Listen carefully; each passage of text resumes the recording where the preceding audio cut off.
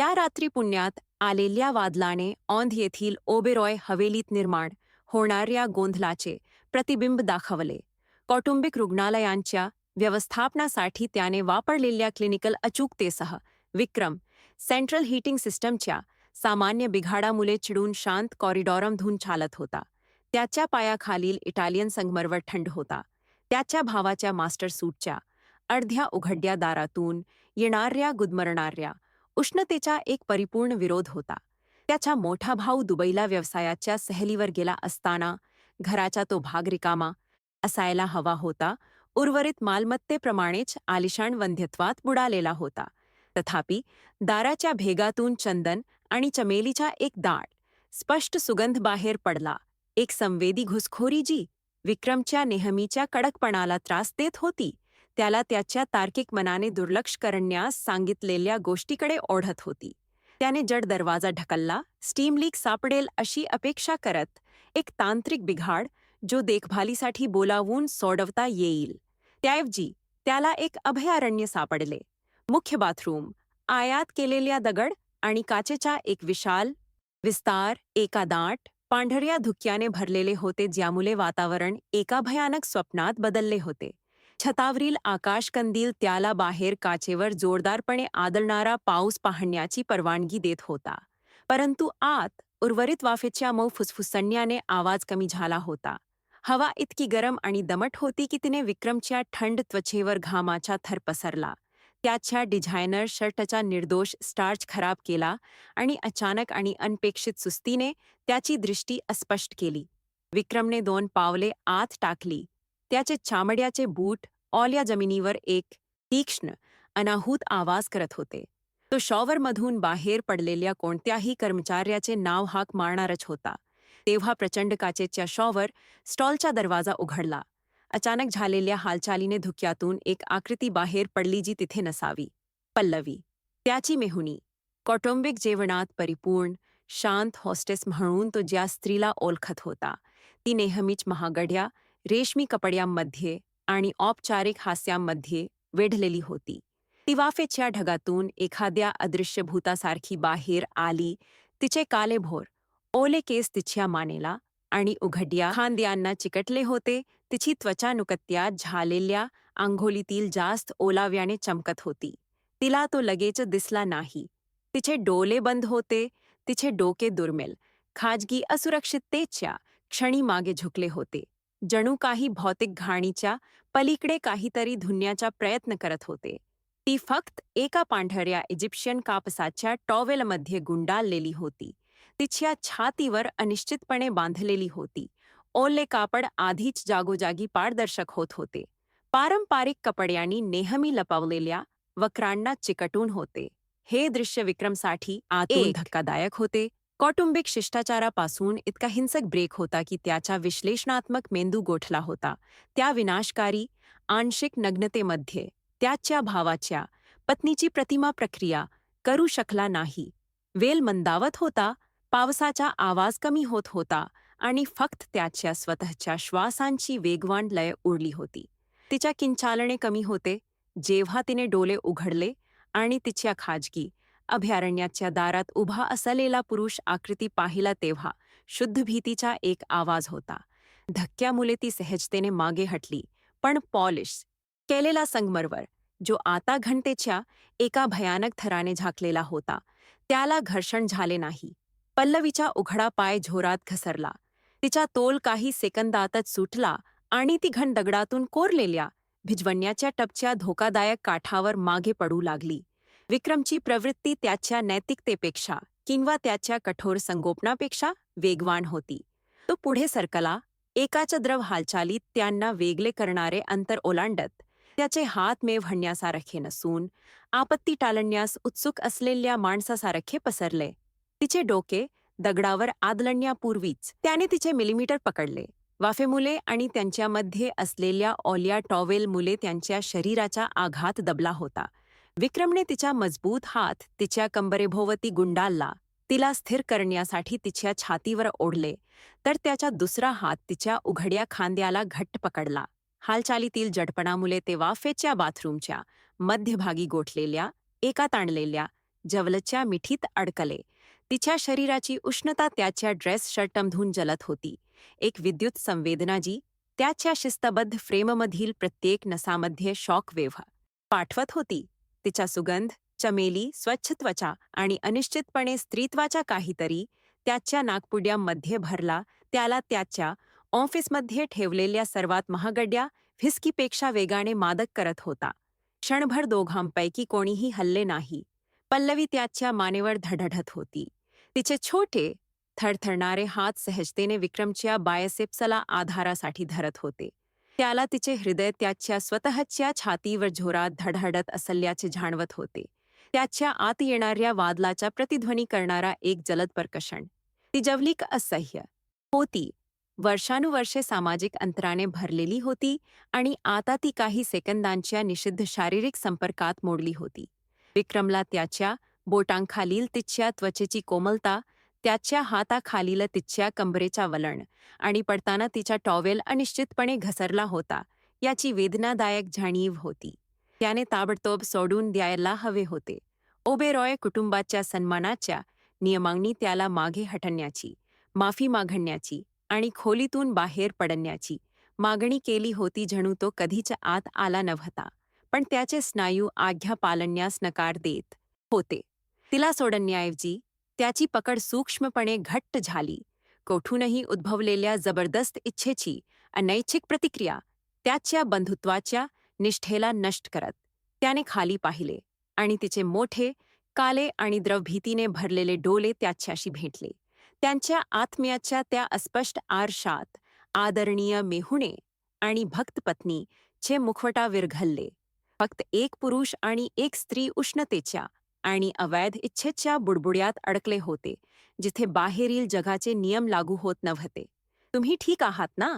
विक्रमचा आवाज कर्कश. त्याच्या कानांनाही ओळखता येत नव्हता. तो त्याच्या अपेक्षेपेक्षा कमी आणि जास्त आतला आवाज होता. त्याला तिच्या शरीरात थरथर जाणवली आणि त्याला माहीत नव्हते की तो थंडीमुळे, भीतीमुळे किंवा त्याला खाणाऱ्या विजेमुळे आहे. पल्लवीने मान हलवण्याचा प्रयत्न केला, पण हालचाल कमकुवत होती. तिने काही प्रतिष्ठा परत मिळवण्यासाठी मागे हटण्याचा प्रयत्न केला, पण तिचे पाय अजूनही अस्थिर होते. ती सरळ होण्याचा प्रयत्न करत असताना अचानक पडल्यामुळे आधीच सैल झालेला बाथ टॉवेल तिच्या डाव्या हातावरून थोडा पुढे सरकला, ज्यामुळे तिच्या वरच्या हाताची आणि खांद्याची मऊ त्वचा उघड झाली, जी सामान्यतः रेशमी ब्लाउजच्या बाहीखाली लपलेली होती. एड्रेनालाईन आणि इच्छेने तीक्ष्ण झालेली विक्रमची नजर उघड्या त्वचेकडे ओढली गेली. त्याने जे पाहिले त्यामुळे त्याच्या नसांमधील इच्छेची उष्णता एका वेगळ्याच तीव्रतेने गोठली. तिथे पल्लवीच्या ऑलिव्ह त्वचेच्या परिपूर्णतेवर डाग पडणे, स्पष्ट खुणा होत्या. ते जखमा होत्या, जांभल्या आणि पिवल्या खुणा, काही अलीकडच्या, काही फिकट होत चाललेल्या, बोटांच्या अचूक आकारात ज्या अत्यधिक आणि क्रूर शक्तीने दाबल्या होत्या. ते अपघाताचे चिन्ह नव्हते, ते ताब्यात ठेवण्याचे, दडलेल्या हिंसाचाराचे चिन्ह होते. विक्रम लहानपणापासून जवळून ओळखत असलेल्या अत्याचारी व्यक्तीच्या बोटांचे ठसे होते. जग पुन्हा थांबले, पण यावेळी इच्छेमुळे नाही. ते एका भयानक आणि मलमलणाऱ्या जाणीवेमुळे होते. त्याच्या मोठ्या भावाची प्रतिमा, तो मोहक, यशस्वी, सोनेरी वारस ज्याचे सर्वजण कौतुक करत होते. पल्लवीच्या नाजूक त्वचेवर त्या क्रूर खुणा पसरल्या. त्याने वर्षानुवर्षे अवचेतनपणे दुर्लक्ष केलेल्या कोडेचे तुकडे जागेवर पडले. तिचे जबरदस्तीने हसणे, उन्हाळ्यातही लांब बाही, तिच्या डोळ्यात खोलवर असलेले सततचे दुहक. विक्रमच्या घशात पित्त उठले. तिच्या खांद्याला धरलेल्या हाताने त्याचा स्पर्श त्वरित मऊ केला. इच्छेच्या पकडीतून संरक्षणात्मक प्रेमात रूपांतरित झाले. त्याच्या बोटांनी धक्कादायक हलकेपणाने जखमांपैकी एकाची धार शोधली. पल्लवीच्या लक्षात आले की तो कुठे पाहत आहे. तिच्या ओठातून एक गुदमरलेला उसासा सुटला आणि तिने खुणा झाकण्यासाठी तिचा हात बलजबरीने बाजूला करण्याचा प्रयत्न केला. तिच्या चेहऱ्यावर लाज त्याभोवतीच्या वाफेपेक्षा जास्त जलत होती. नाही, ती कुजबुजली. तिचा आवाज तुटला. तिचे डोळे ताज्या अश्रूंनी भरले होते. पडण्याच्या भीतीने नाही, तर तिच्या अपमानात पाहिले जाण्याच्या भीतीने. तिने आता स्वतःला त्याच्यापासून पूर्णपणे वेगळे करण्याचा प्रयत्न केला. इतर कोणत्याही संवेदनांवरून उघड होण्याची भीती. ती ज्या सोनेरी पिंजऱ्यात राहत होती त्याचे पडदे नुकतेच क्रूरपणे फाडले गेले होते आणि तिच्यावर अत्याचार करणाऱ्या, रचनेचे प्रतिनिधित्व करणाऱ्या माणसासमोर ते कठोर सत्य उघड झाले. पण विक्रम तिला जाऊ देत नव्हता. या शोधामुळे त्याच्यात काहीतरी प्राथमिक प्रज्वलित झाले. एक थंड, गणना करणारा राग ज्याने त्याची कौटुंबिक निष्ठा धुलीसारखी वाहून नेली. काही सेकंदांपूर्वी त्याला जाणवलेले शारीरिक आकर्षण नाहीसे झाले नाही, तर तिचे संरक्षण करण्याच्या जबरदस्त आणि धोकादायक गरजेत विलीन झाले. त्याने तिचा जखमी हात जबरदस्तीने नाही तर अशा दृढतेने धरला ज्यामुळे पळून जाण्यास अडथळा निर्माण झाला. त्याला पाहण्याची गरज होती. त्याचे स्वतःचे रक्त या महिलेवर काय करत आहे हे वास्तव त्याला पाहण्याची गरज होती. तिचा श्वासोच्छवास अस्थिर झाला होता. त्याच्या पकडीशी ती व्यर्थ झुंजत असताना तिच्या घशात रडू अडकले होते. टॉवेल धोकादायकपणे पूर्णपणे पडण्याच्या जवळ होता. त्याने तिच्या जखमी हातावरून तिच्या चेहऱ्याकडे नजर टाकली. त्याचे भाव बदलले होते. खानदानी कडकपणा नाहीसा झाला होता. त्याची जागा पल्लवीने यापूर्वी कधीही न पाहिलेली गडद आणि धोकादायक तीव्रतेने घेतली होती. त्याच्या डोळ्यात कोणताही निर्णय नव्हता, फक्त एक शांत आणि भयानक आश्वासन होते. हे कोणी केले? त्याने विचारले, जरी उत्तर त्याच्या मनात आधीच कोरले गेले होते. प्रश्न माहिती मिळवण्याचा नव्हता, तो एक अल्टिमेटम होता.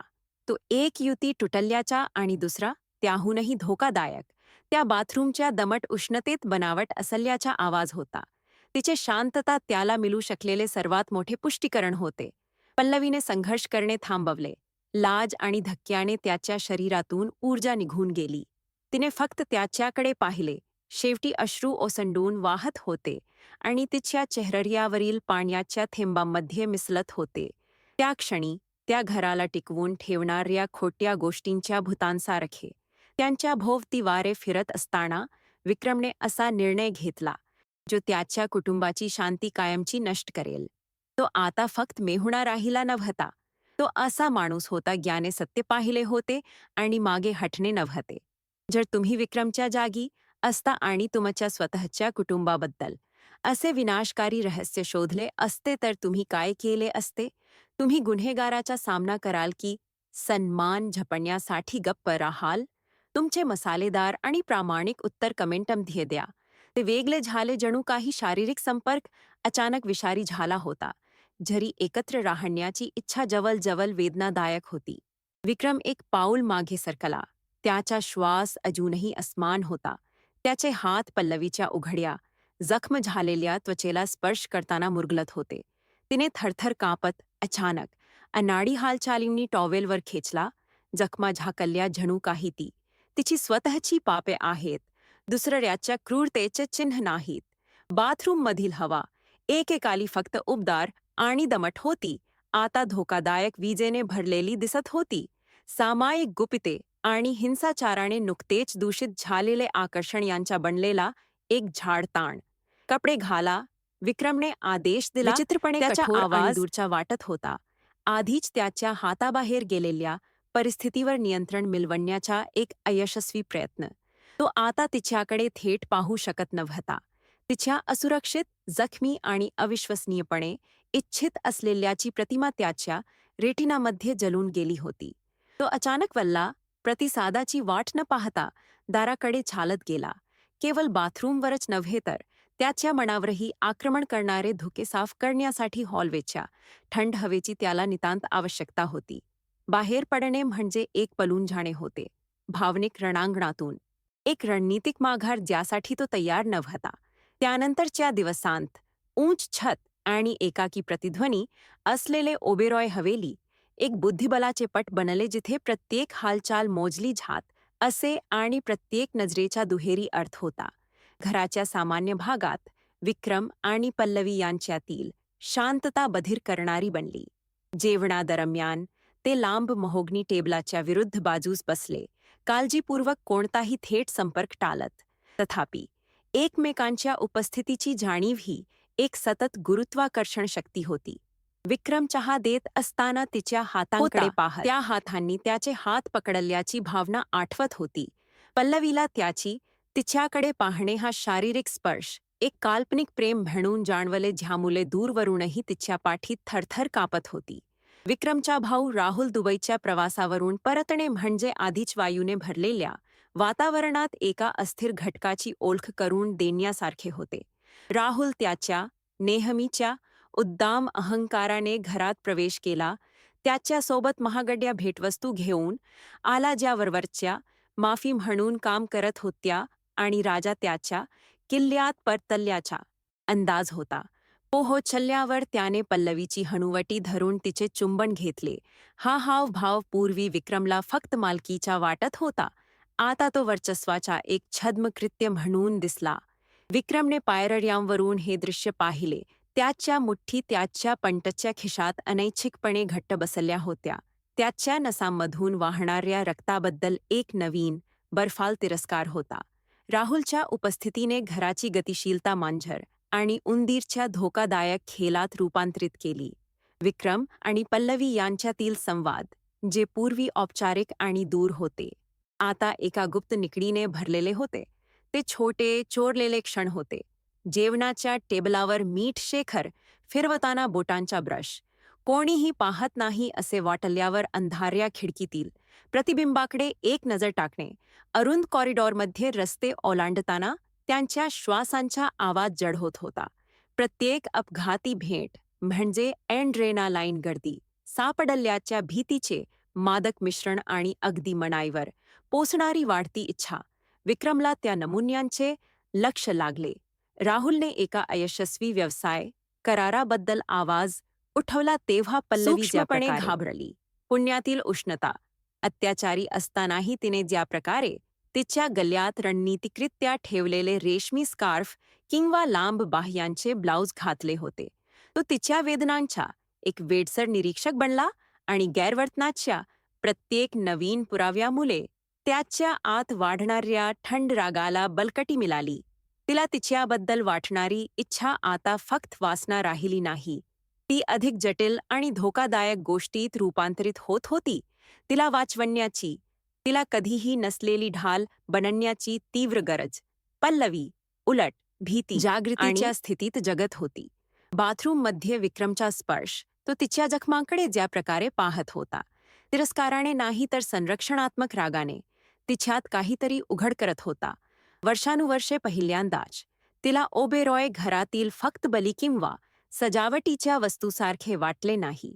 तिला दिसले, विक्रमच्या तिच्यासाठीच्या इच्छेची जाणीव भयानक होती, कारण त्यामुळे तिच्या आयुष्यातील अनिश्चित स्थिरतेला धोका निर्माण झाला होता. पण ती निर्विवादपणे सक्षम करणारी देखील होती.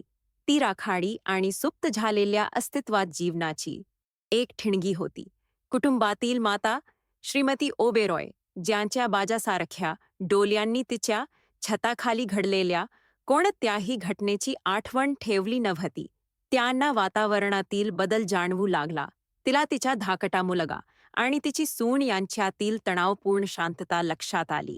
पल्लवी खोलीतून बाहेर पडताना विक्रमची नजर तिच्या मागे कशी गेली हे तिने पाहिले. तिच्या मनात संशय निर्माण होऊ लागला, तिच्या मोठ्या मुलाच्या अत्याचाराबद्दल नाही, ज्याला तिने सोयीस्करपणे जोडीदारांचे प्रश्न म्हणून नाकारले, तर विश्वासघाताच्या शक्यतेबद्दल, जो कुटुंबाच्या निष्कलंक नावाला कलंकित करेल. तिची दक्षता वाढली. तिच्या नजरा प्रत्येक हालचालीवर लक्ष ठेवून गुप्त प्रेमीवर असह्य दबावाचा आणखी एक थर जोडत होत्या. एका संध्याकाळी हॉस्पिटलमधील भागीदारांसाठी आयोजित औपचारिक जेवणादरम्यान तणाव एका टोकाला पोहोचला. आधीच्या व्हिस्कीचे अनेक ग्लास बदलून घेतलेला राहुल पाहुण्यांसमोर पल्लवीवर विशेषतः टीका करत होता. कर्मचाऱ्यांना सांभाळण्यात तिच्या अक्षमतेबद्दल क्रूर विनोद करत होता. पल्लवीने तिचे डोके खाली ठेवले आणि तिच्या नेहमीच्या निष्ठुर सन्मानाने स्वीकारला. टेबलाजवळ बसलेल्या विक्रमला त्याचे रक्त उकलत असल्याचे जाणवले. त्याने चांदीच्या कटलरीला इतके घट्ट पकडले की त्याचे बोट पांढरे झाले. त्याने पल्लवीकडे पाहिले आणि शांतपणे तिला प्रतिक्रिया देण्यासाठी, काहीतरी बोलण्यासाठी विनवणी केली. जेव्हा राहुल एका पाहुण्यासोबत हसण्यासाठी वळला तेव्हा पल्लवीने तिचे डोळे वर केले आणि विक्रमची नजर तिच्यासमोर गेली. तिथे तिने जे पाहिले ते तिला विचलित केले. ते फक्त दुःख नव्हते, ते मदतीसाठी एक शांत, थकलेले आणि हताश आक्रोश होते. त्या क्षणी क्रिस्टल झुंबरांच्या तेजाने आणि सभ्य संभाषणाच्या गुंजनाखाली एकही शब्द न बोलता एक वचन दिले गेले. विक्रमला माहीत होते की ती आता जास्त वाट पाहू शकत नाही. नजरेचा आणि अचानक स्पर्शांचा खेळ पुरेसा नव्हता. त्याला कृती करावी लागली आणि तिच्यासाठी तो सर्वस्व जाळून टाकण्यास तयार आहे ही जाणीव त्याच्या आयुष्यातील सर्वात भयानक आणि मुक्त करणारी होती. त्याची प्रतिष्ठा, त्याच्या भावाशी असलेले त्याचे नाते, कुटुंबातील त्याचे स्थान ही त्याच्या आयुष्यातील सर्वात भयानक आणि मुक्त करणारी जाणीव होती. त्याच रात्रीनंतर विक्रमला सर्वजण निवृत्त झाल्यानंतर लायब्ररीत जाण्याचे निमित्त सापडले. त्याला माहीत होते की पल्लवी अनेकदा निद्रानाशाने त्रस्त असताना पुस्तके घेण्यासाठी तिथे जात असे. तिच्या खोलीतून आणि तिच्या पतीपासून एक शांत सुटका. तो मंद प्रकाशात वाट पाहत होता. जुन्या पुस्तकांच्या आणि फर्निचरच्या मेणाचा सुगंध हवेत भरून जात होता. जेव्हा दार हळूवार उघडले आणि ती आत आली, तेव्हा हॉलवेच्या प्रकाशाने तिचे छायाचित्र रेखाटले. तिने नेव्ही ब्लू रेशमी झगा घातला होता आणि जेव्हा तिने त्याला तिथे सावलीत उभे असलेले पाहिले तेव्हा ती अचानक थांबली, शिकारीसारखा की तारणारा. तिला खात्री नव्हती की कोणता. "विक्रम, तू इथे काय करतोयस? जर राहुल जागा झाला तर?" ती कुजबुजली. तिचा आवाज थरथरत होता. ती तिच्या मागच्या दाराकडे घाबरून पाहत होती. तिच्या आवाजातील भीती स्पष्ट दिसत होती. वर्षानुवर्षे नियंत्रणातून आलेली एक कंडिशन रिफ्लेक्स. विक्रम सावल्यामधून बाहेर पडून पुढे सरकला. त्याची उपस्थिती त्यांच्यामधील जागेवर वर्चस्व गाजवत होती. राहुल जागे झाला की नाही याची त्याला पर्वा नव्हती. खरं तर त्याच्या शरीरातील एक गडद भाग त्याला त्याचा भाऊ दिसावा अशी इच्छा करत होता. फक्त त्याने रोखून ठेवलेला हिंसाचार सोडण्यासाठी एक निमित्त मिळावे अशी त्याची इच्छा होती. "त्याला उठू दे," विक्रम म्हणाला. त्याचा आवाज मंद पण तीव्रतेने भरलेला होता, ज्यामुळे पल्लवीने तिचा श्वास रोखला. तो हळूहळू मुद्दाम तिच्या जवळ गेला, जोपर्यंत तिच्या शरीराची उष्णता पुन्हा जाणवण्याइतपत जवळ आला नाही. तो चमेलीचा साबणवास घेऊ शकला नाही. त्याने हात वर केला, तिला पकडण्यासाठी नाही, तर तिच्या झग्ग्याच्या कॉलरला हळूवारपणे स्पर्श करण्यासाठी. त्याच्या बोटांनी तिच्या मानेची संवेदनशील त्वचा घासली. "तुला आता असे पाहणे मला सहन होत नाही, पल्लवी. मी खुणा पाहिल्या, मला माहीत आहे तो काय करतो." अत्याचाराचा थेट उल्लेख ऐकताच पल्लवीला प्रचंड थरकाप उडाला. तिच्या डोळ्यात अश्रू आले, गरम आणि जलद. "तुला समजत नाही," ती हळूच रडली. "तू काहीही करू शकत नाहीस. हे माझे जीवन आहे. हे माझे नशीब आहे." तिच्या आवाजातील संन्यास विक्रमला शारीरिक जखमांपेक्षा जास्त वेदनादायक होता. गेल्या काही वर्षांत तिचा आत्मा किती पद्धतशीरपणे तुटला आहे याचा हा पुरावा होता. "हे तुझे नशीब नाही," विक्रमने उत्तर दिले. त्याचा आवाज दृढनिश्चयाने कडक झाला. त्याने तिचे खांदे धरले आणि तिला त्याच्याकडे पाहण्यास भाग पाडले. तो जे काही देत होता त्याची तीव्रता सहन करण्यासाठी.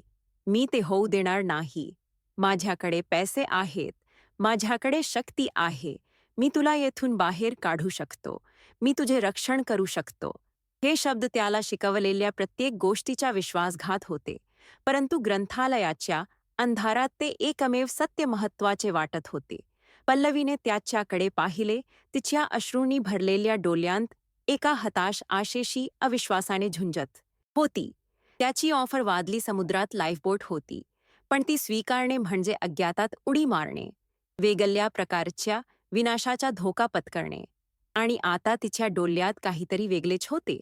विक्रमच्या आत जळणाऱ्या आगीचे प्रतिबिंब होते. इच्छा.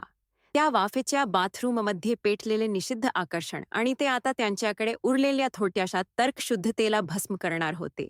त्यांच्यातील अंतर कमी झाले आणि नैतिकता किंवा भीतीसाठी जागा उरली नाही. विक्रमने डोके टेकवले. त्याचा उबदार श्वास तिच्या चेहऱ्यावर आदळत होता. एक मूक प्रश्न ज्याला तोंडी उत्तर देण्याची गरज नव्हती. पल्लवी मागे हटली नाही. त्याऐवजी तिचे हात घाबरून त्याच्या छातीवर चढले. त्याच्या शर्टखाली त्याच्या हृदयाचे तीव्र, वेगवान ठोके जाणवले. ते स्वीकृतीचे संकेत होते. जबरदस्तीने नव्हे तर एका धोकादायक आणि अप्रतिरोधक इच्छेने लपेटलेल्या मुक्ततेच्या शक्यतेला शरण जाण्याचे. ग्रंथालयातील हवा दाट, जड होती, अशा पापाच्या आश्वासनाने जे त्यांना मुक्त करू शकते किंवा पूर्णपणे नष्ट करू शकते.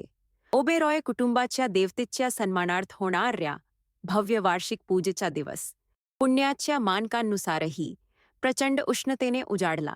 हवेली नारंगी आणि पिवल्या झेंडूच्या हारांनी सजवली होती, ज्यांचा तीव्र गोड सुगंध धूप आणि तेलाच्या दिव्यांच्या दाट धुरामध्ये मिसळत होता. शेकडो पाहुण्यांनी, शहरातील सामाजिक आणि राजकीय उच्चभ्रूंनी भव्य मुख्य हॉल भरला होता. तो एका तात्पुरत्या मंदिरात रूपांतरित झाला. संस्कृत मंत्रांच्या गुंजनाने ध्वनीची एक कृत्रिम भिंत तयार केली. भक्ती आणि परंपरेचे एक दृश्य जे यजमान कुटुंबाच्या पॉलिश केलेल्या पृष्ठभागाखाली उकलत्या तणावांना पूर्णपणे लपवत होते. संगमरवरी स्तंभांपैकी एकाजवळ उभा होता. त्याच्या स्वतःच्या त्वचेमुळे गुदमरल्यासारखे वाटत होते. त्याने पारंपरिक रेशमी कुर्ता घातला होता, नेहमीप्रमाणेच निर्दोष, परंतु आतून तो फाटलेला होता. त्याची नजर सतत हॉलमध्ये फिरत होती. राहुलच्या शेजारी वेदीजवळ बसलेल्या पल्लवीवर, जी तुटलेल्या पोर्सिलेन बाहुलीसारखी दिसत होती. ती लाल आणि सोनेरी साडीने सुंदरपणे परिधान केलेली, पण खांदे विद्वत्तापूर्ण विनम्रतेने झुकलेली दिसत होती. राहुलनेही समाधानी मालकासारखे हास्य दाखवले, पाहुण्यांचे कौतुक स्वीकारले आणि पत्नीच्या गुडघ्यावर जड हात ठेवला. समारंभ नेहमीच्या थाटामाटात आणि परिस्थितीत पार पडला. श्रीमती ओबेरॉय यांनी सर्व काही लोखंडी नजरेने सांभाळले आणि प्रत्येक विधी उत्तम प्रकारे पार पडला याची खात्री केली. तथापि विक्रमला लक्षात आले की त्याचा भाऊ मद्यपान करत होता. राहुलने प्रार्थनेदरम्यान स्वच्छ व्हिस्कीचे ग्लास घातले होते. त्याचा चेहरा हळूहळू लाल होत होता. त्याचे डोळे अधिक काचेचे आणि क्रूर होत होते. दारूमुळे तो सार्वजनिक ठिकाणी घालत होता आणि त्याखाली विक्रम कसा आहे हे त्याला कळत होते. जवळजवळ अदृश्यपणे तोडफोड सुरू झाली. जपाच्या विरामादरम्यान पाहुणे त्यांचे नैवेद्य दाखवण्याची तयारी करत असताना पल्लवी काहीशा विचित्रपणे उठली. तिच्या साडीचा जड रेशमी राहुलने काढलेला आवाज मंद होता. तिरस्काराचा एक आवाज जो दबलेल्या हवेतून जात होता. निरुपयोगी. तो बडबडला, फक्त जवळच्या लोकांना ऐकू येईल इतका मोठा, पण शब्दातील विष स्पष्ट होते. त्याने अचानक धक्कादायक हिंसाचाराने पल्लवीचे मनगट पकडले. ते जबरदस्तीने वलवले जेणेकरून ती दिवा खाली टाकून पुन्हा बसेल.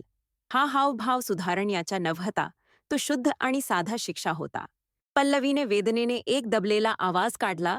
तिचा हात मागे घेण्याचा व्यर्थ प्रयत्न करत असताना तिच्या डोळ्यांना भीती वाटली. काही फूट अंतरावर असलेल्या श्रीमती ओबेरॉयने सर्व काही पाहिले. तिचे डोळे आखून चणपावले, पण तिने हस्तक्षेप करण्याची कोणतीही हालचाल केली नाही. तिच्यासाठी पतीने आपल्या पत्नीला शिस्त लावणे ही एक खाजगी बाब होती, जरी ती सार्वजनिक ठिकाणी घडली तरीही. सुव्यवस्था राखणे हे तिच्या सुनेपेक्षा जास्त महत्त्वाचे होते. तिने फक्त दूर पाहिले, अशी आशा होती की हा क्षण बहुतेक पाहुण्यांच्या लक्षात येईल. पण विक्रमने पाहिले. त्याला पल्लवीच्या चेहऱ्यावरील वेदना, त्याच्या भावाच्या डोळ्यातील क्रूरता, त्याच्या आईच्या थंड आत्मसंतुष्टता दिसली. आणि त्याच क्षणी त्याच्या आत काहीतरी फुटले. वर्षानुवर्षे दडपशाही, कौटुंबिक कर्तव्य, थंड तर्क यांचा बांध फुटला. बाथरूममध्ये पल्लवीची प्रतिमा, तिच्या जखमांसह, तो आता पाहत असलेल्या क्रूरतेत विलीन झाली. तिचे रक्षण करण्याची इच्छा कोणत्याही घोटाळ्याच्या भीतीवर, रक्तावरील कोणत्याही निष्ठेवर मात करत होती. विक्रमने विचार केला नाही. त्याने एका आंधळ्या आतड्याच्या क्रोधाने अभिनय केला. तो 3 लांब पावलांनी त्यांना वेगळे करणाऱ्या जागेतून वेगाने गेला, पाहुण्यांना बाजूला ढकलले आणि त्याच्या मार्गात असलेल्या अर्पण टेबलावर आदळला. जमिनीवर पडणाऱ्या धातू आणि फुलांच्या आवाजाने संगीत अचानक थांबले. संपूर्ण हॉल शांत झाला. शेकडो डोळे वेदीवरील दृश्याकडे वळले.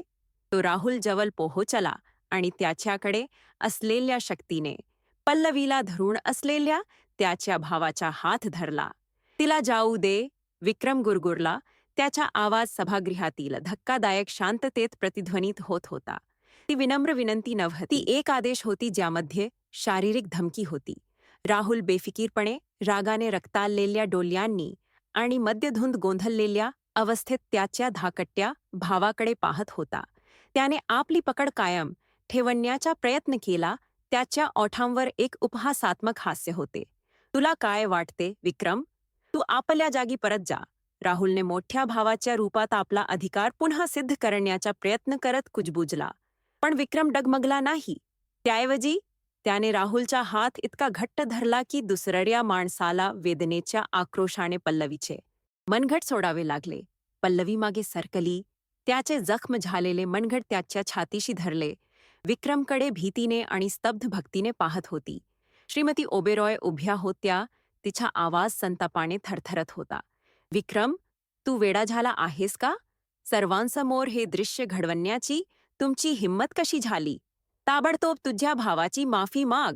तिचा आदेश सभागृहात घुमला. कुटुंबातील सर्वोच्च अधिकाऱ्यांचा आवाज तुटलेली व्यवस्था पुनर्संचयित करण्याचा प्रयत्न करत होता. विक्रमने त्याच्या आईकडे दुर्लक्ष केले. त्याने स्वतःला राहुल आणि पल्लवीच्या मध्ये उभे केले. त्याचे शरीर एक संरक्षक अडथळा बनले. त्याने त्याच्या भावाच्या डोळ्यात पाहिले आणि आयुष्यात पहिल्यांदाच राहुलने विक्रममध्ये असे काहीतरी पाहिले जे त्याला खरोखर घाबरवले. हा तो आत्मसंतुष्ट धाकटा भाऊ नव्हता. तो एक माणूस होता जो तो स्वतःच्या समजुतीचे रक्षण करण्यासाठी मारण्यास तयार होता. तिला पुन्हा कधीही स्पर्श करू नकोस, विक्रम म्हणाला. त्याचा आवाज आता प्राणघातक शांत, परंतु सभागृहातील सर्वांना ऐकू येईल इतका मोठा होता. मला माहीत आहे की तू तिच्याशी काय करतोस. मी खुणा पाहिल्या. आता संपले आहे. राहुल, मी जिवंत असेपर्यंत तू तिला पुन्हा कधीही दुखावणार नाहीस. हा खुलासा बॉम्बसारखा पडला. गर्दीत धक्कादायक कुरकुर पसरली. परिपूर्ण कुटुंबाचा मुखवटा शक्य तितक्या सार्वजनिक आणि अपमानास्पद पद्धतीने फाडून टाकण्यात आला होता. सत्य आणि सार्वजनिक अपमानाचा सामना करणाऱ्या राहुलने रागाने गर्जना केली आणि विक्रमवर मुठी आवलून वार केले. पण विक्रम तयार होता. त्यानंतरचा शारीरिक संघर्ष अल्पकालीन आणि क्रूर होता. प्रशिक्षित आणि संयमी असलेल्या विक्रमने राहुलच्या अनाठाई मुक्काला टाळले आणि त्याला तात्पुरत्या वेदीवर जबरदस्तीने ढकलले. पुतले आणि फुले उडून गेली. राहुल स्तब्ध आणि पराभूत होऊन जमिनीवर पडला. त्याच्या लाल चेहऱ्यावर लाज आणि राग कोरलेला होता. विक्रम पुढे काय होईल हे पाहण्याची वाट पाहत नव्हता. तो पल्लवीकडे वळला, जी डोके ते पायापर्यंत थरथर कापत होती. त्याने तिच्याकडे हात पुढे केला. यावेळी कोणताही संकोच नव्हता. पल्लवीने पसरलेल्या हाताकडे पाहिले, नंतर तिच्या पडलेल्या पतीकडे, तिच्या संतप्त सासूकडे आणि न्यायाधीशांच्या गर्दीकडे पाहिले. आणि मग तिने तिचा निर्णय घेतला. तिने तिचा हात विक्रमच्या हातात ठेवला. त्याने त्याच्या बोटांनी तिच्या बोटांना घट्ट गुंफले. अंतिम ताबा आणि संरक्षणाचा हावभाव. मागे वळून न पाहता विक्रमने पल्लवीला धक्का बसलेल्या गर्दीतून बाहेर काढले, जी त्यांच्यासमोर लाल समुद्रासारखी वेगळी झाली, आणि त्यांना हॉलमधून, हवेलीतून, त्या आयुष्यातून बाहेर काढले. एका कुटुंबाचा नाश आणि कधीही वास्तविक नसलेला सन्मान मागे सोडून. तुम्हाला ही कथा आणि विक्रमचे धाडस आवडत आहे का? एक लाईक करा आणि चॅनेल सबस्क्राईब करा, जेणेकरून तुम्ही या कथेचा प्रभावी शेवट चुकवू नका. आता शेवटपर्यंत पुढे जाऊया. ओबेरॉय हवेलीतून बाहेर पडणे हा एक गौरवशाली सुटका नव्हता. तो एक हिंसक आणि गोंधळलेला ब्रेक होता. पाऊस थांबला होता. थंड, ओलसर रात्रीची हवा विक्रम आणि पल्लवीच्या चेहऱ्यावर वास्तवाचा एक थप्पड मारत होती. त्यांच्या मागे श्रीमती ओबेरॉयच्या किंकाल्या संगमरवरी हॉलमधून प्रतिध्वनित झाल्या. वारसा हिरावण्याच्या धमक्या आणि तिच्या मुलाला फसवणाऱ्या वेश्या वर शाप. पल्लवी आता उघडपणे रडत होती. संघर्षाचा धक्का त्यांनी नुकत्याच केलेल्या कृत्याबद्दल प्रचंड दहशतीला मार्ग देत होता. विक्रम काहीही बोलला. त्याने तिला त्याच्या स्पोर्ट्स कारच्या प्रवासी सीटवर बसवले. इंजिन सुरू केले आणि मालमत्तेतून वेगाने निघून गेला. टायर ओल्या डांबरावर किंचाळत होते. त्यांच्या दोघांनाही माहीत असलेले एकमेव जीवन मागे सोडले. पुढील दिवस आणि आठवडे वकिलांनी, अव्यक्त हॉटेलच्या खोल्या आणि सतत वेढल्याची भावना यांनी भरलेले होते. ओबेरॉय कुटुंबाने शांतपणे पराभव स्वीकारला नाही. विक्रमची बँक खाती गोठवली गेली. त्याचे क्रेडिट कार्ड रद्द केले गेले. त्याला हॉस्पिटल बोर्डावरील त्याच्या पदावरून थोडक्यात काढून टाकण्यात आले. पुणे सोसायटीने त्यांच्यासाठी आपले दरवाजे बंद केले. त्यांना बहिष्कृत करणाऱ्या कुटुंबाच्या शक्ती आणि पैशाशी एकनिष्ठ असलेले त्यांना पाहून त्यांचे जुने मित्र तोंड फिरवले. नेहमीच अमर्याद आरामाच्या जगात जगणाऱ्या विक्रमला अचानक त्याच्या नवीन अस्तित्वाच्या प्रत्येक इंचासाठी लढावे लागत असल्याचे आढळले. पल्लवीसाठी ही प्रक्रिया आणखी क्रूर होती. राहुलने तिच्यावर व्यभिचाराचा आरोप करत घटस्फोटाची प्रक्रिया सुरू केली आणि तिला काहीही न देता हुंडा म्हणून मिळालेल्या दागिन्यांसह लग्न सोडण्याची मागणी केली. बदनामी मोहिमा सतत सुरू होत्या. सामाजिक वर्तुळात द्वेषपूर्ण कुजबुज पसरत होत्या. तिला एक छल करणारी आणि अनैतिक स्त्री म्हणून चित्रित केले जात होते. असे काही क्षण आले जेव्हा सामाजिक न्यायाच्या ओझ्याने आणि भविष्याच्या भीतीने तिला पुन्हा जवळजवळ तोडून टाकले. विक्रमचे जीवन उद्ध्वस्त केल्याबद्दल अपराधीपणाने तिने ज्या लहान भाट्याच्या अपार्टमेंटमध्ये राहायला गेले होते त्यात तिने संपूर्ण दिवस अंथरुणावर घालवले. पण निराशेच्या या क्षणांमध्येच त्यांच्या नात्याचे खरे स्वरूप खोटे ठरले. विक्रमने त्याची संपत्ती आणि दर्जा हिरावून घेतला होता. त्याने चारित्र्याची एक अशी ताकद प्रकट केली जी त्याला यापूर्वी कधीही वापरण्याची गरज नव्हती. अडचणीच्या पहिल्या चिन्हावर त्याने तिला सोडले नाही. तिच्या रडण्याच्या वेळी त्याने तिचा हात धरला. अरुंद स्वयंपाकघरात त्यांच्यासाठी साधे जेवण बनवले आणि वकिलांसह तासनतास वेळ घालवला. त्याच्या कुशाग्र बुद्धिमत्तेचा वापर करून त्याच्या कुटुंबाच्या कायदेशीर सैन्याविरुद्ध लढा दिला. त्याने त्यांच्या लढाईसाठी पैसे खर्च करण्यासाठी त्याची आलिशान घड्याळे आणि त्याची गाडी विकली. प्रत्येक वस्तूने त्यांच्या नवीन सचोटीच्या बांधकामात एक वीट अर्पण केली. त्यांच्यातील शारीरिक जवळीक जी स्टीम रूममध्ये निषिद्ध ठिणगी म्हणून सुरू झाली होती ती गोंधळात हळूहळू फुलली. ती त्यांनी कल्पना केलेली स्फोटक अपराधीपणाने भरलेली आवड नव्हती तर काहीतरी खोल आणि अधिक उपचार करणारी होती. त्यांनी एकत्र घालवलेल्या पहिल्या रात्री सेक्सपेक्षा आरामाची गरज जास्त होती. विक्रमने पल्लवीला झोपेत असताना धरले. त्याचे शरीर तिच्या भोवती ढाल बनले. त्याचे स्पर्श सौम्य आणि आदरयुक्त होते. तिला माहीत असलेल्या हिंसक ताब्याताच्या विरुद्ध होते. त्यांनी शेवटी प्रेम केले तेव्हा ते भूतबाधाचे कृत्य होते. त्यांच्या शरीराचे आणि आत्म्याचे परस्पर पुनर्प्राप्ती होते. भूतकाळातील खुणा हताश कोमलतेने धुवून टाकत होते. कालांतराने आणि विक्रमच्या अट्टल पाठिंब्याने पल्लवीने स्वतःला पुन्हा निर्माण करण्यास सुरुवात केली. तिने हवेलीतील ड्रॉवरच्या तलाशी लपवलेली तिची जुनी स्केचबुक परत मिळवली. आतील रचना एक आवड जी तिला सोडून देण्यास भाग पाडले गेले होते. ती तिची थेरपी आणि भविष्यासाठी तिची आशा बनली. विक्रमने तिच्या तिच्या चेहऱ्यावरील एकाग्रता, तिच्या भुवयांमधील लहान सुरकुत्या पाहिल्या आणि एक प्रकारचा अभिमान अनुभवला जो त्याने कधीही $1,00,000 करार पूर्ण करताना अनुभवला नव्हता. त्याला जाणवले की तो तिला वाचवण्यासाठी प्रेम करतो म्हणून नाही तर ती तिच्या मुलाशी एक अशी आंतरिक सौंदर्य असलेली जिवंत व्यक्ती होती जी ओबेरॉय हवेली कधीही विझवू शकली नाही. कायदेशीर लढाईचा शेवट एका कटू समझोत्यात झाला. पल्लवीने घटस्फोट घेतला परंतु ओबेरॉय कुटुंबाकडून कोणतीही भौतिक मालमत्ता न घेता ती निघून गेली. विक्रमला अधिकृतपणे वारसा हक्कातून काढून टाकण्यात आले. वारशातील त्याचा वाटा राहुलला हस्तांतरित करण्यात आला. ते स्वतंत्र होते परंतु आर्थिकदृष्ट्या तुटलेले होते आणि पुण्यात सामाजिकदृष्ट्या एकट्टे होते. विषारी आठवणी आणि टीकात्मक नजरेने पाहणारे हे शहर त्यांच्यासाठी असह्य झाले होते. त्यांनी निघण्याचा निर्णय घेतला. त्यांनी त्यांचे काही सामान बांधले आणि महाबलेश्वरला चढाईने गेले, जे ताजी हवा आणि स्ट्रॉबेरीच्या शेतांसाठी प्रसिद्ध असलेले पर्वतीय शहर आहे. त्यांनी एक लहान जुना दगडी बंगला भाड्याने घेतला ज्यामध्ये एक अखंड बाग आणि सकाळचा सूर्यप्रकाश मिळालेला व्हरांडा होता. ओंधमधील थंड निर्जंतुक हवेलीच्या अगदी उलट होते. ते लहान होते, थोडेसे जीर्ण होते, पण नैसर्गिक प्रकाशाने आणि पक्ष्यांच्या आवाजाने भरलेले होते. महाबलेश्वरमधील जीवन साधे आणि कठोर परिश्रमाचे होते. पल्लवीने स्थानिक अतिथीगृहासाठी छोटे सजावटीचे प्रकल्प स्वीकारण्यास सुरुवात केली. त्याच्या नैसर्गिक प्रतिभेला लवकरच लहान समुदायात मान्यता मिळाली.